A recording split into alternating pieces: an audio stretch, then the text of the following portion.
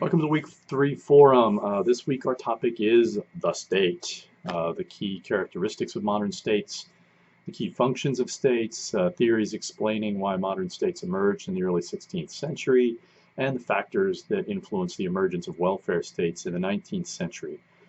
So what are the key features of modern states? The text notes three notable features. Modern states are characterized by large bureaucracies.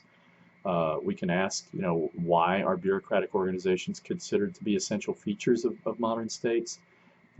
Second, policies are implemented in an impersonal manner, which is to say modern states operate on such a scale that the traditional mode of distributing goods, where powerful leaders basically handed out money and offices to close relatives and people sworn to loyalty to that person, that's no longer feasible.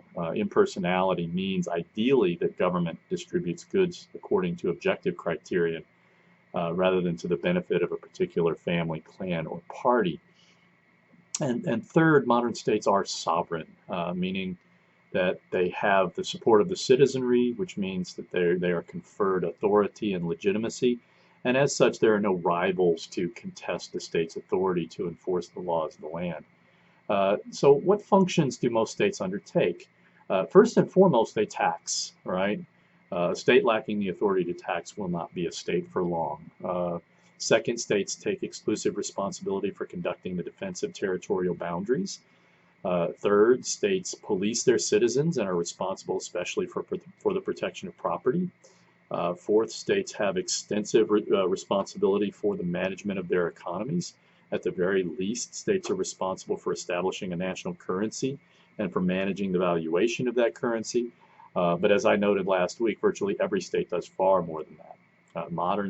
Virtually all modern states intervene in economic relations to ensure a healthy and productive economy. Fifth, states make investments to develop the human capital of their populations by promoting in particular education and by ensuring widely available healthcare systems.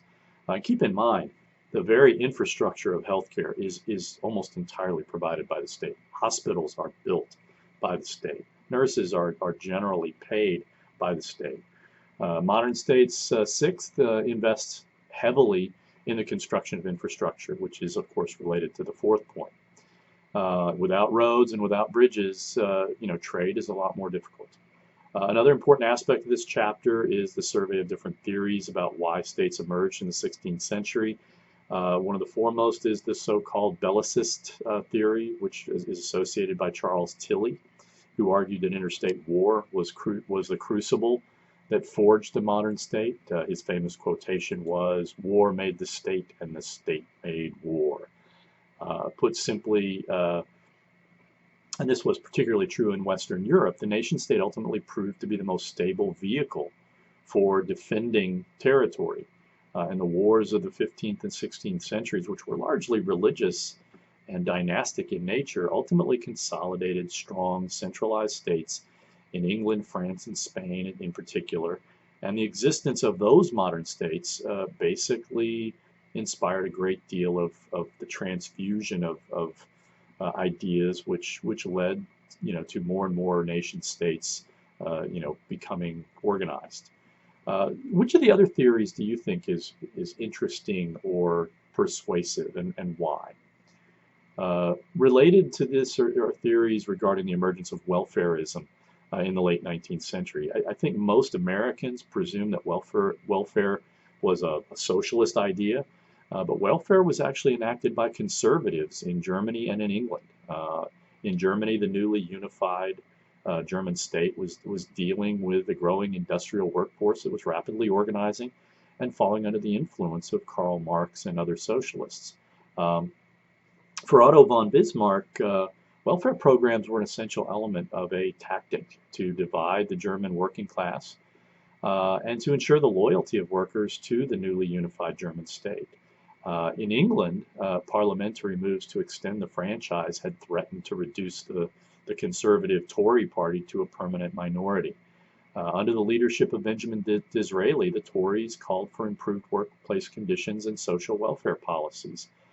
known as Tory democracy. These policies helped improve conservatives' electoral fortunes and won them the loyalty of a significant slice of the British working class that carries through to this very day. So when you're asked the question, why did welfare states emerge, which of the three rationales, cultural change, institutional capitalism, or mobilization and political action, which of those kind of explanations strike you as most persuasive and why? Or is it a little bit of all three? I really like the way the authors use the Thinking Comparatively section on pages 66 to 69 to analyze historically how the United Kingdom slowly sort of, consolidated into a relatively contiguous state. One of the critical events in that evolution towards British nationalism was Henry VIII's very kind of pragmatic divorce from the Catholic Church, which gave rise to considerable conflict within the state. And those conflicts tended to be resolved in ways that further strengthened a centralized state. And so it's sort of accidental, but it ended up, creating these very centralized, this very centralized states. The authors correctly note that there is considerable evidence for the Bellicist and the economic and the cultural theories of state development in looking at England's evolution. So understanding how each of these theories help to explain this long, slow, halting coalescence might be important as looking to try and explain why states formed. Fortunately, this week's country to profile is the United Kingdom. England consolidated early in no small part because it was an island nation that was often coveted by powerful rivals. The fact that England had been subject to invasion literally from 900 AD forward meant that a premium was placed on a strong state capable of mobilizing considerable resources for domestic defense. I'm reading some historic novels now about that period in the 900s, where a big part of the reason why England was ultimately able to stave off the Viking invasions, which were serious and sustained invasions, was the development of burghs, these towns that were built up in deeply defensible positions that basically made it impossible for the Vikings to just raid at will. In terms of contemporary politics, the United Kingdom is confronting some of the same governance challenges as the United States. The two dominant parties appear to have little support within the electorate. The current Prime Minister, Boris Johnson, is wildly unpopular at the start of his administration, and so is going to be likely to be reluctant to call for national elections in the near term until he absolutely has to.